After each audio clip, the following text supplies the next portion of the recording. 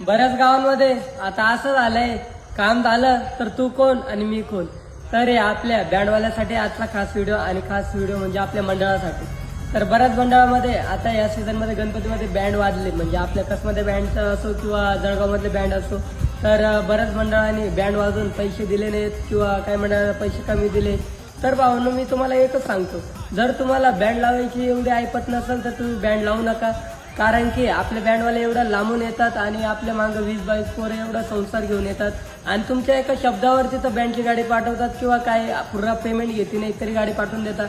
आणि तुम्ही काय करता का, आपला ऑर्डर वाजून झाली का तुम्ही पेमेंट कमी देतात. बऱ्याच लोकांना, बऱ्याच बँडवाल्यांना हा त्रास झालेला आहे. तर माझं बँडवाल्यांना फक्त एवढंच सांगणे दादांनो, ज्या गावात तुम्हाला पेमेंट भेटणार नाही त्या गावात पुन्हा तुम्ही कोणताच बँड पाठवू नका. आणि आपल्या कसमध्ये पट्ट्यात युनियनला किंवा जळगाव पट्ट्यातील बँडवाल्यांना सगळ्यांना सांगा का या गावातून आपल्याला पेमेंट नाही भेटला किंवा आपल्याला पेमेंट कमी दिला तर त्या गावात पुन्हा बँड जाणार नाही.